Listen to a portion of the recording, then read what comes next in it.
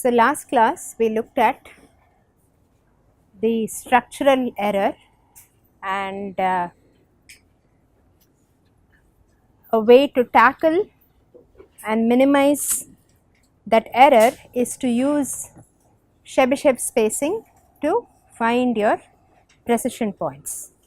So, we saw that you can assume a linear relationship between the input angle of the 4 bar and your input variable, then look at transform the output angle of the 4 bar to the output of the variable.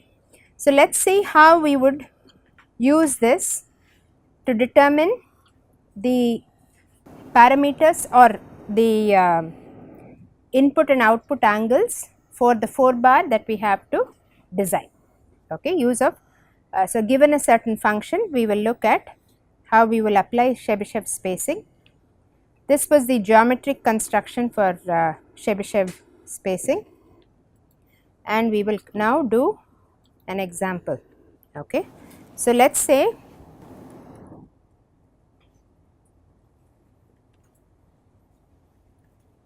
determine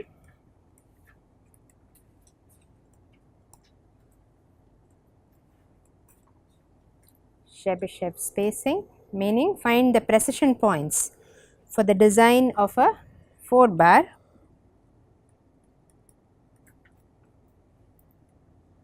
which should generate the function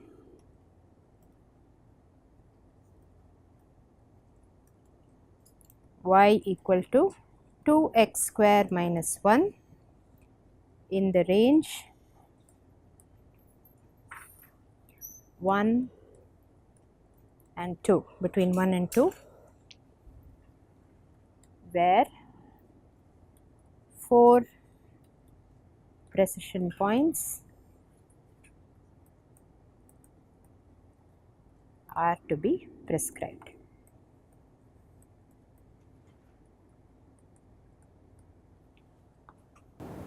Okay.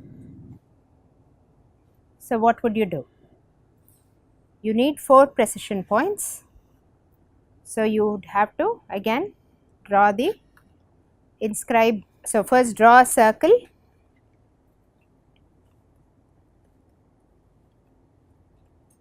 What would be the diameter of the circle? What would it be proportional to?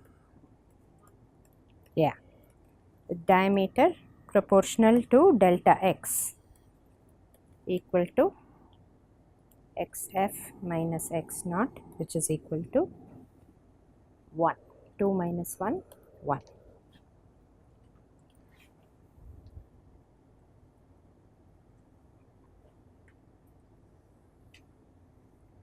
So, I draw the circle such that the diameter, this is x naught, this is xf. Okay. Then I have to construct a polygon of sides 8.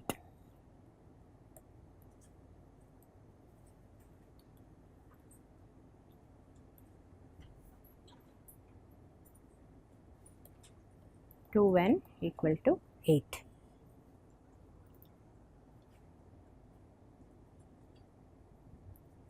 And you have to construct it. We saw that the angle that you are looking at for the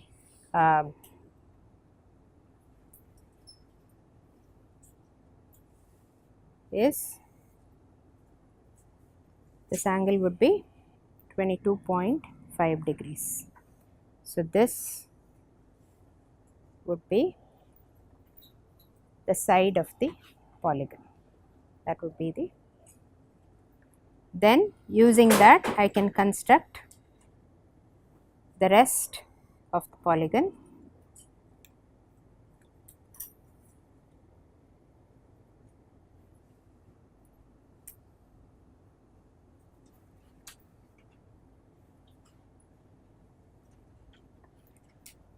I need to construct only half of it.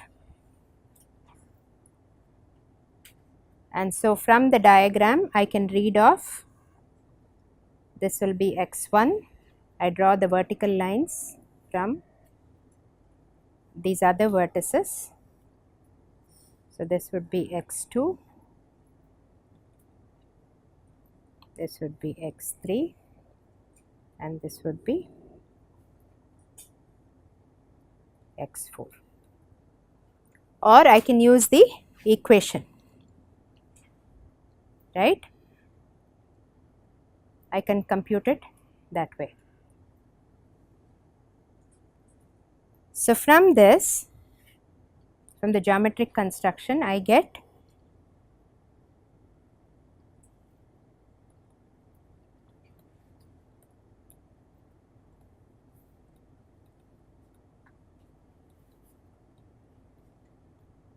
or equation, you could use that as well. I have x0 equal to 1, x1 1.04, x2 1.3. Even if you don't remember the equation, you know how to, from the geometry of this, you can find x1, x2, x3. So x3 equal to 1.69, x4 equal to 1.96, because you may not be able to measure this off that accurately otherwise.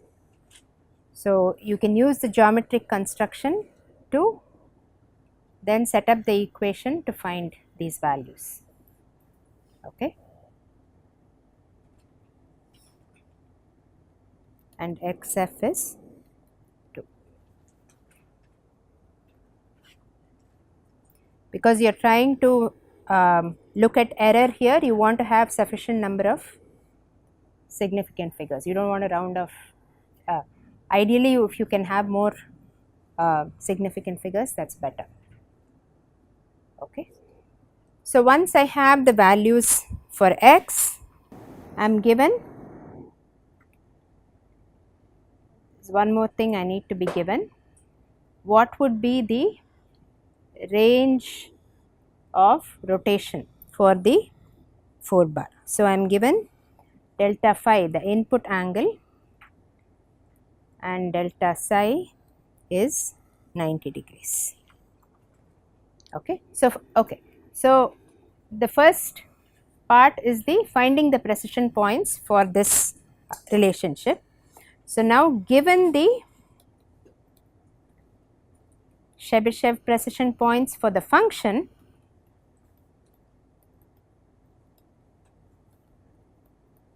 in terms of x, and the, because I could design multiple linkages for this, right, depending on the range that I choose for the input and output links, and the ranges for the input and output link rotations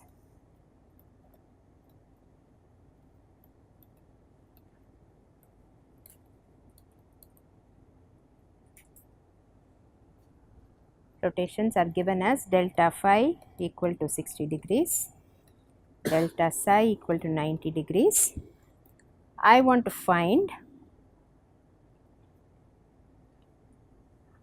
phi 12, phi 13, phi 14, right, from the first position. How much do they? So phi 1, phi 2, phi 3, phi 4 will give me this, and correspondingly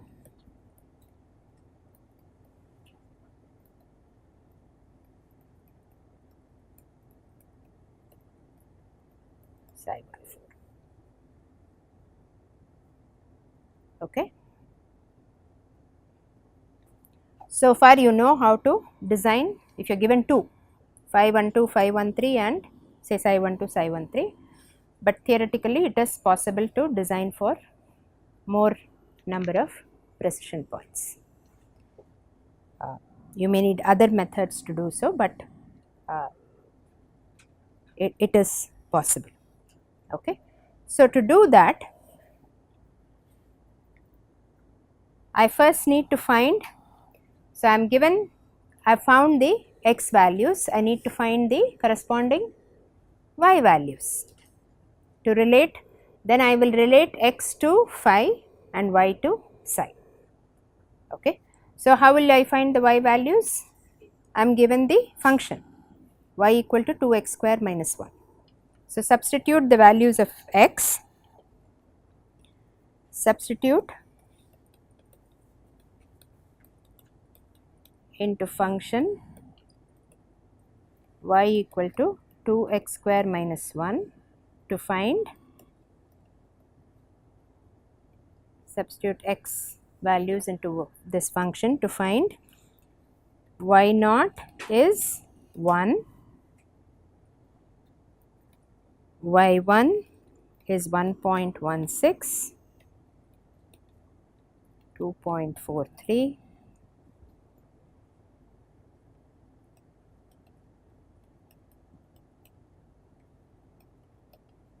6.68, and at x equal to 2, y is 7.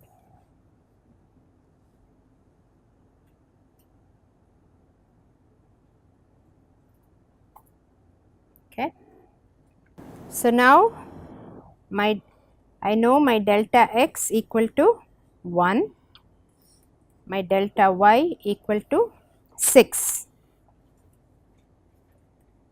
and I am told that delta phi should be 60, delta psi should be 90.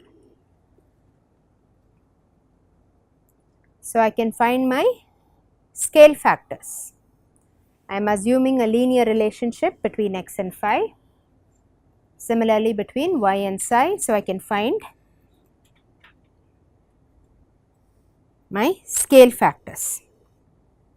Okay. So, I have r phi equal to delta phi by delta x, 60 by 1, r psi equal to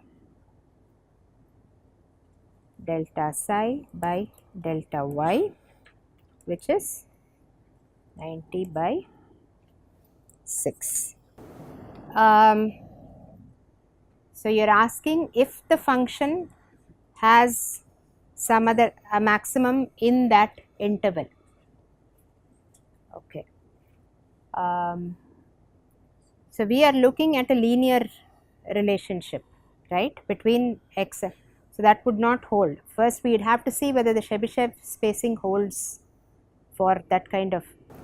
You would probably split it and do it, but now then we need to know the conditions. Basically, he is asking what are the conditions in which you can use the Chebyshev spacing, because if a maxima like that occurs in between the we do not really talk about, we are talking about a linear relationship. So, the assumption is that, but the linear relationship is between the delta x, the angle, and the I will have to get back to you on what conditions the function should satisfy in order for the Chebyshev spacing to be valid. Okay. So, when you have this, now I can find my phi 1 as r phi into x1 minus x naught plus phi naught, right, because of the linear relationship between x and phi. So, there are two ways to go about this, because we are interested in the change, right, from position 2 to position 1, phi 1 2, phi 1 3, phi 1 4. You could choose phi naught such that phi 1 will be 0, or you can choose phi 1 to be 0 and everything will just be shifted by a certain angle, because you are interested in the difference from the first position. The angular displacements from the first position is what we are interested in.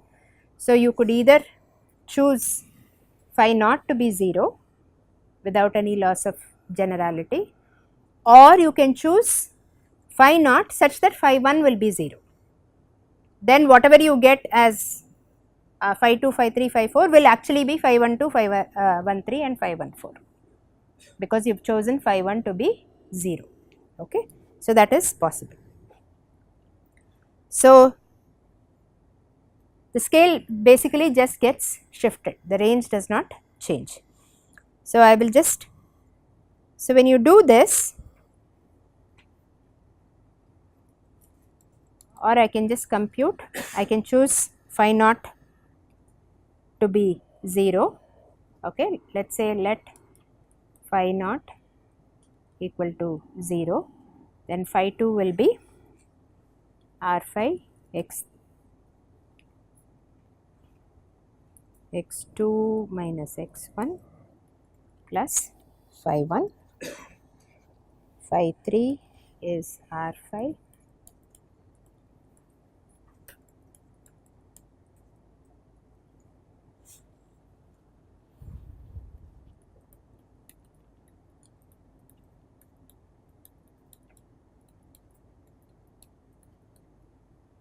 okay. So, if I say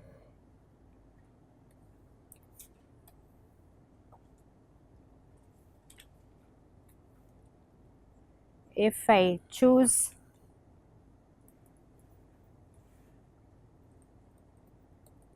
phi naught equal to 0, I get phi 1 equal to 60 into 1.04 minus 1 plus 0.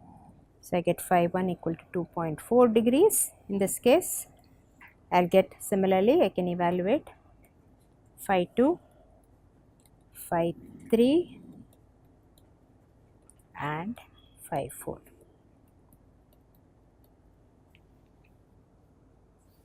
Okay.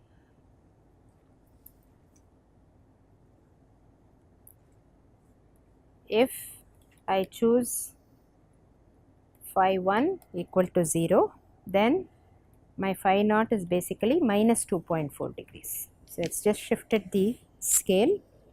So, I will get phi 1 equal to 0, phi 2 equal to 16.2 degrees, phi 3 equal to 39, phi 4 equal to 55.2 degrees. The deltas do not change. Okay. So, it is essentially the same linkage starting at a different position. You would synthesize essentially the same linkage in both cases. Okay.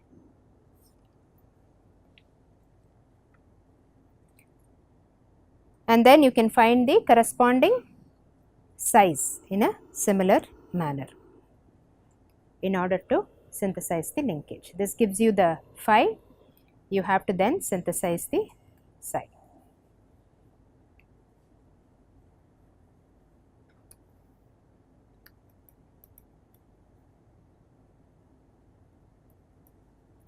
Using the relationship between r psi and y.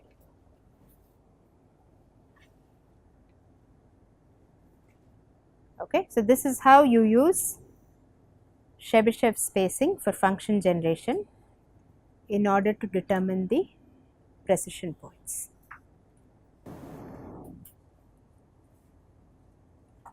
Step. So, in analytical linkage synthesis, okay, so far we have looked at graphical methods for synthesis, which as I have said before are intuitive and easier to do, easier to understand, easier to set up. Analytical methods give you more power. So, graphical methods are essentially based, the design that you do, the synthesis that you do is only based on position. So, your design requirements, if it is based on position and orientation, based on displacement basically, because we have not really looked at graphical methods where you involve time derivatives of the displacement. Say I want a linkage where when the input link has a certain velocity, angular velocity, I want the output link to have a certain angular velocity. We did not, that is not something we were able to do with the graphical synthesis. We were able to say, okay, if it attains a certain position, I want the output link to attain a certain other position. So it was based more on displacements, but in many cases you may want to have a combination of displacement, velocity, acceleration, only velocity, acceleration, you are involving time derivatives. You may want to involve the transmission angle in the design. You want a linkage that satisfies certain requirements for the transmission angle. So you may have other conditions that you impose on the design that cannot usually be dealt with in graphical synthesis. Graphical synthesis, you would have to, if you have other conditions like that, the only way to do it is you synthesize a linkage, you look at it, you analyze it, see if it meets your requirements, if not, go back. So it's a trial and error process. Analytical methods are more difficult to set up, but they give you more power, more control over the design variables. So that is what we will be looking at. So when you want to have like an optimal 4 bar for a particular application based on these based on specifying the link length ratios or the transmission angle as I mentioned, then you want to explore analytical methods for synthesis, because they can help you cycle through, or they can help you put constraints on some of the design variables more easily. Okay. So the instantaneous kinematic conditions is also a key reason why you might want to look at analytical linkage synthesis. So the Chebyshev spacing, what we looked at would be sort of like the first step. If you know to determine your precision points, if you want to design a linkage, you would first analytically determine, and it is for a case where it satisfies the conditions for using Chebyshev spacing, that would be like the starting point for your design. You would determine the precision points using that. If it is a function generation, of course it gets more complex if it is a motion generation or a path generation problem. But for motion generation and path generation, in many cases the application dictates, it is not so much the structural error, you are looking at specific points in the plane that you want to attain, specific points and orientations for your particular application, and then you design the linkage for that. You are not looking at the behavior over a range. Okay.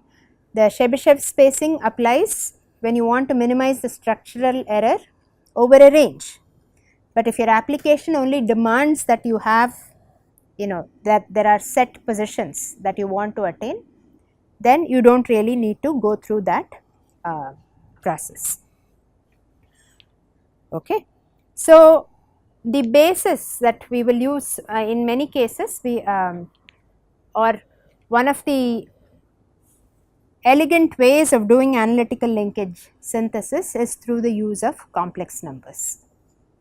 Okay, I am sure all of you are familiar with using complex numbers in linkages. Okay, so I will briefly show you how complex numbers can be used instead of vectors when you are looking at linkages. You can use, so for instance, instead of looking at this plane as the Cartesian xy plane, I can look at it as the complex plane where I have the real axis and the imaginary axis. So this is my complex plane. It is just a different notation, it has certain advantages when it comes to working with linkages. Okay. So if I look at a vector in this complex plane, I can write this vector r as x. So if it has xr, yr, or let me just call this point P, let us just call it A. Okay. So, if I want to, R A is X A plus I Y A. Okay. So, I have the real part, which is the part along the x axis. So, if this makes an angle theta with the x axis, X A is nothing but R A, where R A without the bar is the magnitude of that vector into cos theta, and the imaginary part is R A sin theta. So, this is R A cos theta plus I R A sin theta, where I as always as root of minus 1, but here we will use I as more of an operator. We are not really looking at it as that value, but you will see that we will use it as an operator for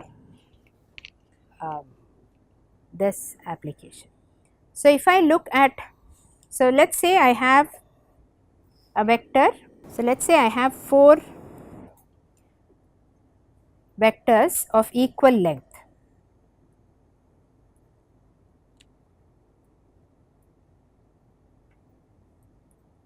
Okay. We call this R A, R B, R C and R D.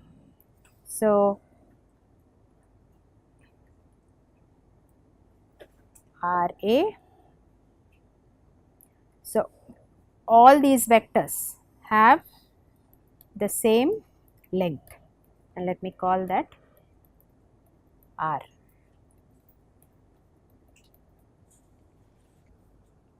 Okay.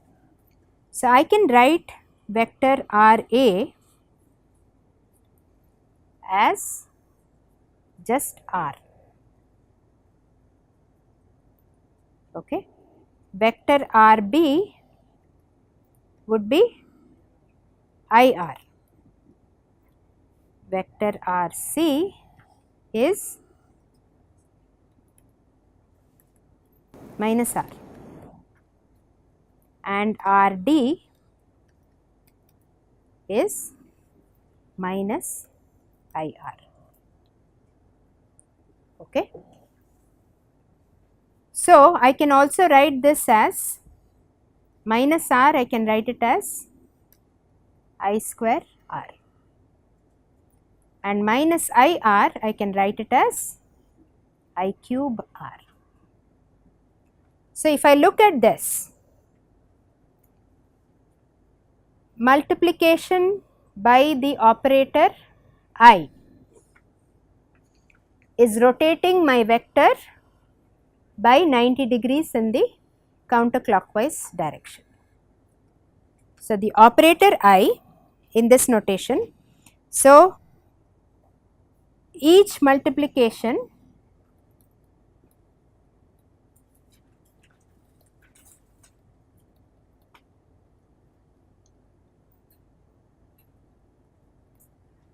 so this I can even write it in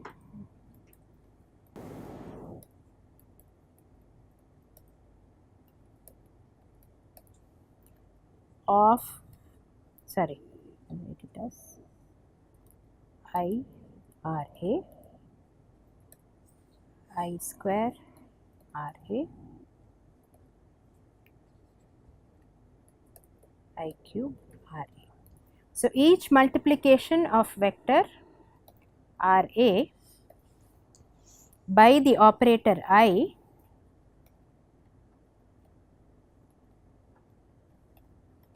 results in a counterclockwise rotation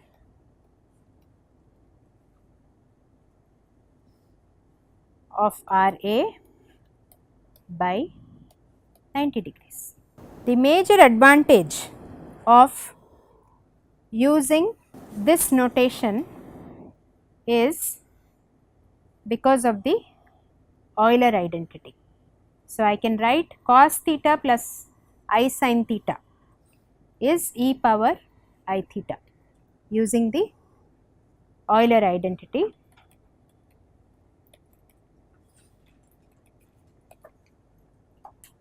Because I have e power plus minus I theta equal to cos theta plus I sin theta.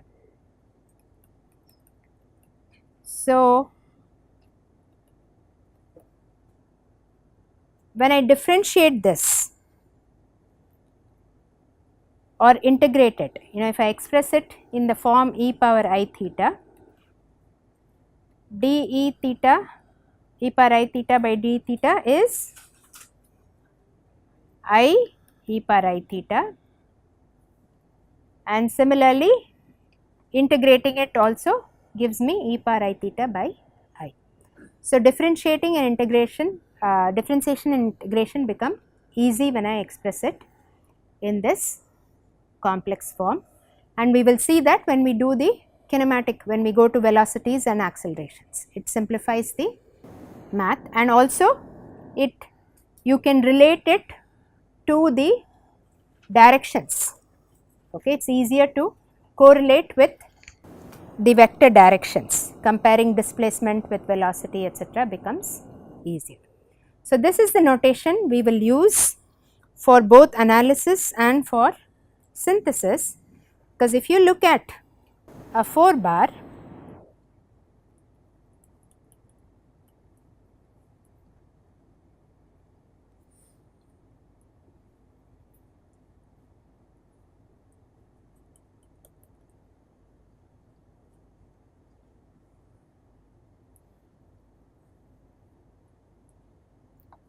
I can express it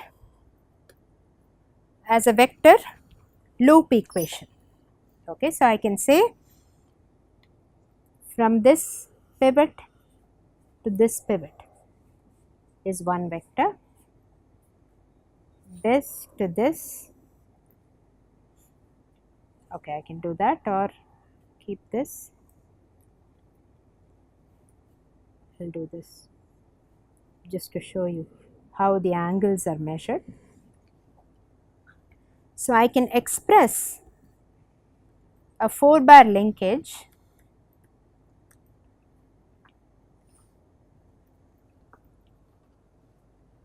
with a loop like this.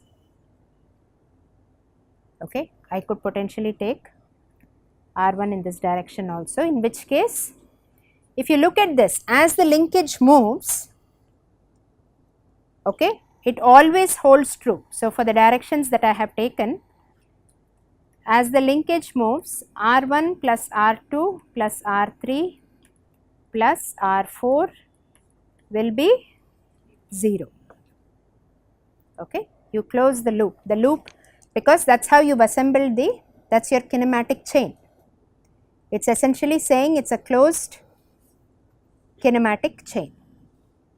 Now, as the linkage moves, the values of R2, R3, R4 will change.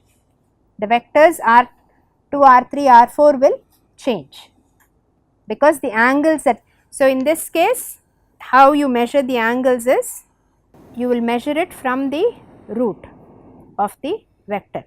So, this would be the angle of vector R1. R2 will be this angle, say theta 2. R3, theta 3, you will measure it like this, and for R4, so with the positive x axis counterclockwise, that is how you would describe the vector. Okay. R1 will be whatever its magnitude, maybe I will use small letters for e power I theta 1 in complex form. R2 will be R2 e power I theta 2, R3 is R3 e power I theta 3, R4 is theta 4. This would be the form. So, make sure you pay attention to how we measure these angles, always measured with the positive x or real axis, counterclockwise and measured at the root of the vector, at the tail of the vector, not the head. So, this is called the vector loop equation for a 4 bar.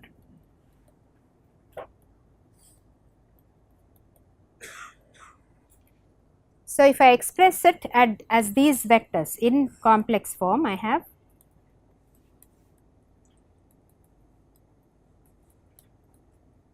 e power I theta 3 equal to plus r4 e power I theta 4 equal to 0. I do not necessarily have to take them in this directions. So, if I had r1 like I had it before,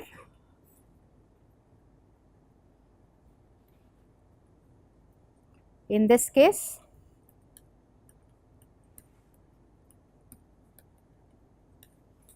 r1 equals r2 plus r3 plus r4. This is also a valid way of, so depending on the directions of the vectors you would write the vector loop equation. So, this is the vector loop equation for a 4 bar, and we will use this equation for some methods of analytical synthesis. Let us look at one such method. Okay.